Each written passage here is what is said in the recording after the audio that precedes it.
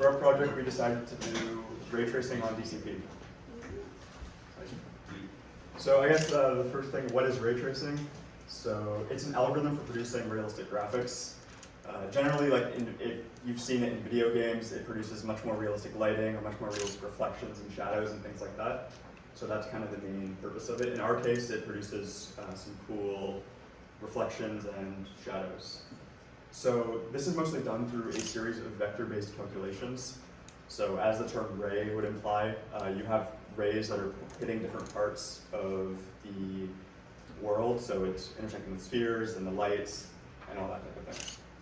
And one thing that's cool that works with DCP well is each pixel uses the same calculations and doesn't rely on any data from the other pixels.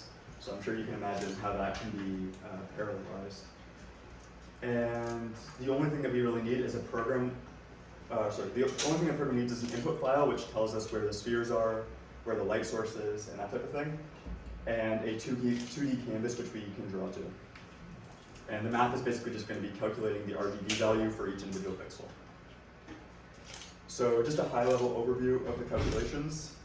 So in this image over here, you can kind of see a general overview of what it looks like. So the camera is going to be the perspective of what you see in the image. And then you're going to have this 2D plane or a canvas, which has individual pixel values. So going from, let's say you have a canvas which is 700 by 700, that would be that 2D part. There's a calculation which converts that 2D pixel into the world. The world is where our input file is, which tells us the XYZ value of each sphere, the radius, things like that. So the first thing is we have a ray. It's going to go through that plane. We convert it into the world, and we need to check for intersections. So we're going to loop through each individual pixel and basically shoot a ray through it, check, do we intersect with a sphere? In the case that we do, sometimes you intersect with multiple and you want to find the closest one, because if you're drawing spheres, you want to make sure you're not drawing one that's behind everything. And so yeah, so we're checking that ray if there's a collision. If there isn't, we'll just move on to the next pixel. It's known as a ray miss in that case, because we just don't draw anything. But if we do find a collision, we need to ask ourselves a series of questions. The first thing being, are we in a shadow? So the way we check for this is we know the coordinate of the light source. We're going to shoot a ray up to the light source and see if we intersect with any other spheres. If we intersect with a sphere on the way up to the light source, we know we don't have direct sight of it, so we're in a shadow. So then there's a calculation which decides how dark to make that pixel. The next important thing is the sphere reflective? So this is one of the values that we pass into the set of data. And if the sphere is reflective, we kind of have this cool recursive algorithm which continually shoots out rays depending on how recursive you want the function to be. And it could have up to 100 reflections if you really wanted to. And finally, the color of the sphere, which is determined in the input set. And so yeah, just to kind of go over recursive reflections. So you can kind of think of the way that I was describing it, where you have the perspective of the camera into the scene. When we're doing it recursively, you can basically just imagine that the point, instead of having the point be the camera, the point is now the intersection point on the sphere. So now we're doing the exact same calculations for checking for shadows and everything, but instead of using the original viewing ray, we're using the reflection ray, which if it intersects with the sphere, then we know that we're reflecting something, and then we draw that. It kind of continues on. It could go into a cycle of 10 or 100.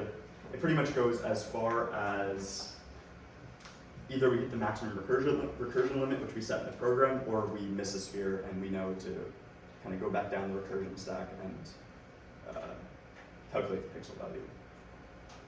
Right. So for DCP implementation, on a high level, it seemed very it was very easy to, since it's just an image, it's pretty easy to determine okay, we're gonna split up the canvas into rows of pixels.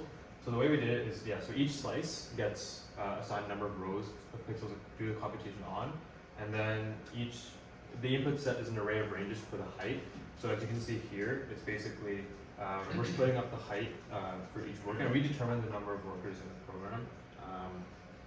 And then we did encounter a bunch of problems actually with how we're passing the data into our work function. The first problem we had was the fact that we had all our functions, all our helper functions and classes in separate files, and because we're using a web worker, importing and exporting those classes and functions just didn't work. Like we had like requires errors and stuff. So to combat that, we just kind of dumped everything into our work function, and then it started to work. Another problem though we had was passing an object as parameters outside of our work function. So again, for that, we just did all the class definitions and everything inside of the work function, and it started to work. So yeah, what would we do differently? So I don't know, we don't have a sample image, but basically our canvas, or the image that we get rendered, has like a bit of a sharper shadow. Like the shadows that we have are a bit sharp, and like what we would do is like implement softer shadows.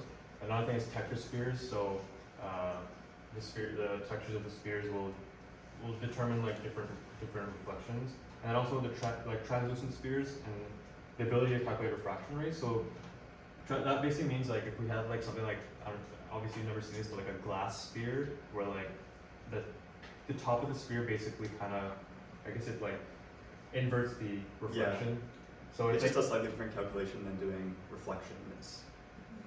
It basically bends the light, so then the reflection you get, or like the reflection you get is like inverted, and it looks pretty cool. And yeah, so that's what we would do differently for every time. Oh yeah, and then if it's worth parallelizing. The actual concept is good for parallel programming, since each pixel has a set of isolated calculations, and it's also like very flexible. So we can send in, like we can divide the work among the workers like very flexible. Like it's pretty flexible because it's just an image at the end of the day. But also our image is only like 700 by 700 pixels, so in theory it is faster, I think, to do it on your just your computer. But if we had a bigger image, soft shadows, more complex spheres, and like more reflections, it would be definitely worth it to run it on DCP.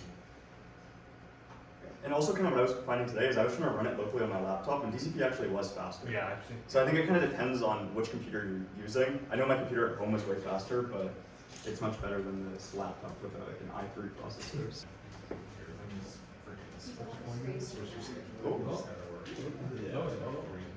Okay, I'll get it. They're coming in. They're coming in. Whoa. I drew out a little DCP. But it'll pause here because I don't know why. It kind of just like paused at like 75% because of like a switch protocol. I have no idea. If I go to the network tab, usually the last request sent out is a. Oh, it's actually, that's fine. Usually there's like a 101 switching protocols, and then it stops working. But then you wait like 7 minutes and it'll yeah, eventually it finishes. It's just like for some reason I lose connection midway through. And I guess the other thing that might be interesting to show is the actual input file. So